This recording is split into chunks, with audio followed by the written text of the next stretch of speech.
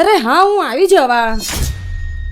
તમને છોકરાઓને કેટલું સારું, ઘરેથી નીકળે તો પણ કોઈ પૂછે જ નહીં ક્યાં જાય છે, શું કરે છે, કોઈ રોકટોક જ નહીં. કેમ? અને અમને છોકરીઓને દુનિયાભરની રોકટોક હોય છે. ક્યાં જાય છે, શું કામ જાય છે, કપડાં વ્યવસ્થિત પહેરીને જજે, રાત્રે ઘરે વહેલી આવી જજે, સાચવીને જજે.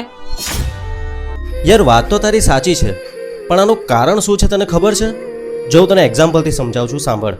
આપણે જોઈએ છે કે પથ્થર ગમે ત્યાં પડ્યું હોય, એને કોઈ જોતું નથી, પણ સોનું આપણા ઘરે ટેબલ પર પણ પડ્યું હોય તો એ લોકો એને લોકરમાં મૂકી દે છે. કેમ? કેમ કે સોનું ખૂબ કિંમતી હોય છે.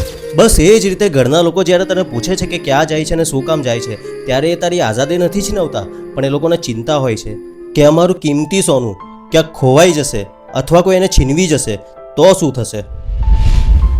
બીજું કે સોનું હંમેશા મખમલના કપડામાં મૂકવામાં આવે છે અથવા એક બોક્સમાં મૂકવામાં આવે છે. એનું કારણ શું ખબર? કેમ કે એની ચમક ઝાંખી નહીં પડે અને એને કોઈ નજર નહીં લગાડે. બસ એવી જ રીતે ઘરના લોકો જ્યારે તને કપડાં બાબતે ટોકે છે ત્યારે એમના મનમાં એ જ વસ્તુ હોય છે કે બહારના લોકોની ખરાબ નજર તારી ગરીમા પર ના પડે.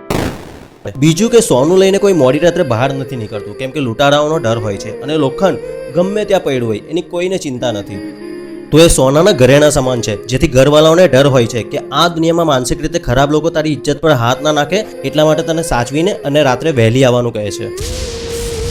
રહી વાત દરેક વાટે રોકટોકની, તો વિચાર કર કે રસ્તામાં ટ્રાફિક સિગ્નલ કેમ હોય છે? આપણે રોકવા માટે નહીં, પણ આપણો અકસ્માત ના થાય એ માટે. ઘરવાળાની આ રોકટોકની વાતો પણ ટ્રાફિક સિગ્નલ જેવી જ છે. એમને તારા પર ભરોસો છે, પણ બહારની દુનિયા પર ભરોસો નથી. ઘરવાળા તને સુરક્ષિત રાખવા માટે વારંવાર સિગ્નલ આપે છે, કેમ કે એમને તારી ચિંતા છે અને તું એને બંધન સમજે છે.